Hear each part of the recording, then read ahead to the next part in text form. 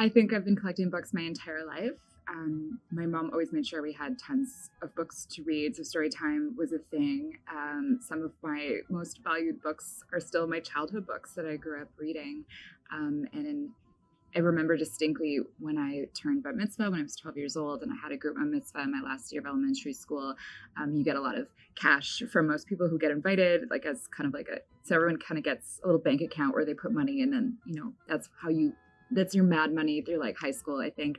But I got a lot of gift certificates to bookstores. So I remember really clearly at age 12 going to the chapters downtown and just buying all the books that like I could get with like $100. And it was just like a sheer joy and delight to be able to spend without thinking of the cost, because it was just gift certificates like that I'd been gifted. So I think that it's very broad, because you can have someone who is not Jewish but has written about Jewish themes or has made an academic study of Judaism or Jewish people. And so I think that is still considered Jewish, even if the author is not necessarily Jewish. I think of these two Quebecois academics who've studied the Hasidic community in Montreal, and they've written these I haven't read the books, but they've written these very extensive studies. To me, that's still a Jewish book.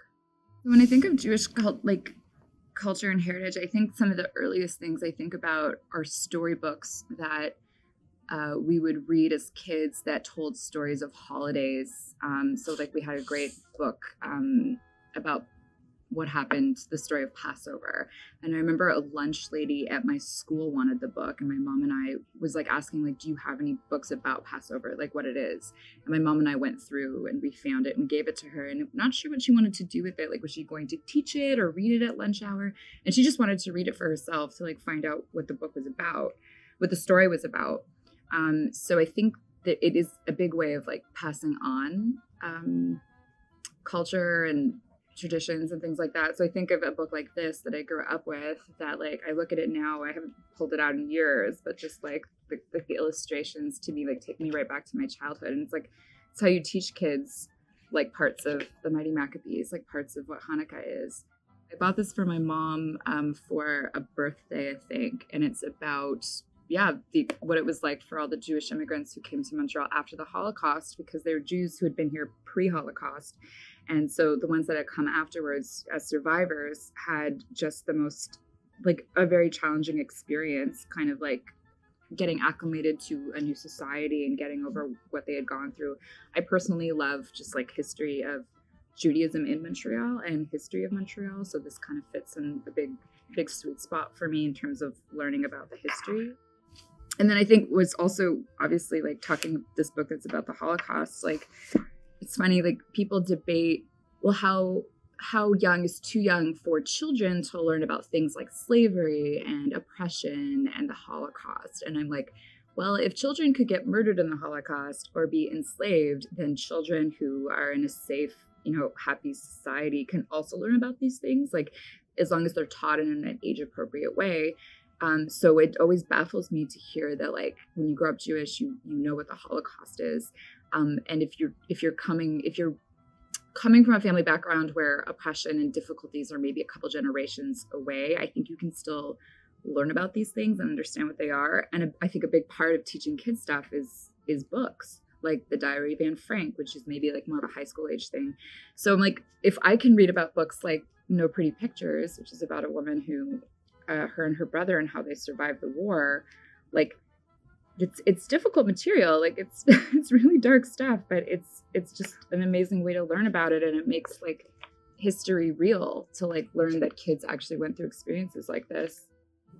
Well, I've always loved books. It's always been a really big part of my life, and my meuble, or like my, like, I guess part of the furniture in a sense. You can look at a bookcase and trace your fingers along the spines, just look at the books and feel kind of, it's weird, like it's a material thing, but kind of rooted in who you are and what your interests are. And I really love this book, and this book reflects this part of me. Or I had such an enjoyable time reading this book on vacation, or this character really spoke to me. And a bookshelf just kind of synthesizes that. I mean, obviously I'm more than just my bookshelf, but I like looking at my bookshelf and kind of seeing like where I've been, what I've read, and where I'm going to, because I have a lot of books that I haven't like finished reading yet. So I do see a book collection as being kind of part of one's personality. And then I think having Jewish books for myself is important because it's what I've learned, like what I've learned and read about as a child, and what interests me as an adult, like more history.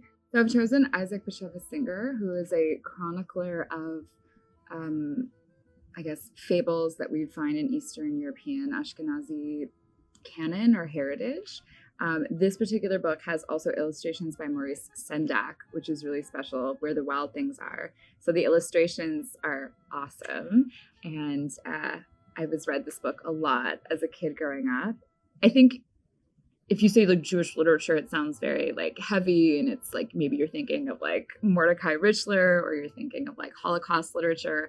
But Isaac Bashevis Singer is like writing these fables, and I love folk tales and fables and fairy tales and things like that. Stories that like don't necessarily reference the Holocaust or persecution, you know, like that these are just like ordinary, simple stories about like smart people and dumb people. The Snow and Helm is a really well-known story. Helm was a village of fools, fools young and old. One night someone spied the moon reflected in a barrel of water. The people of Helm imagined it had fallen in. They sealed the barrel so that the moon would not escape. When the barrel was opened in the morning and the moon wasn't there, the villagers decided it had been stolen. They sent for the police, and when the thief couldn't be found, the fools of Helm cried and moaned. Of all the fools of Helm, the most famous were its 7 elders. Because they were the village's oldest and greatest fools, they ruled in Helm. It's just an essential encapsulation of a topic or a person or a thing. We read ebooks a lot now. Like I read books on my phone as well as physical books, but there's nothing like picking up a book and having a physical copy in your hands. When we go to do research, like if you go on Wikipedia to look up a topic that interests you, like I do that every other day, you get like a synthesized kind of like version of like some big story, some person's big story. But opening a book is like, the act of it is like spending time with a topic or a person. Obviously, it's not a compendium necessarily of someone's life. Like there are books that exist that trace every single piece of paper or letter or thought that like a great person has had. But to open up a book and the process of leafing through it and reading the notes or reading the afterword or the preface or the dedication page, I think is just an act of being absorbed into a piece of history. And so I think books are essential for encapsulating moments in time and who a community is. And I think not just of the Jewish community in Montreal necessarily, but I think of books. My father grew up in the townships, and there are books that are just like history of old houses, like old loyalist houses, or history of our tiny town. And these things are precious because memory is infallible and it can be fleeting. And how many cultures and little corners of the world are captured between the front page and the back page because someone decided to sit down and write a book. So books are essential.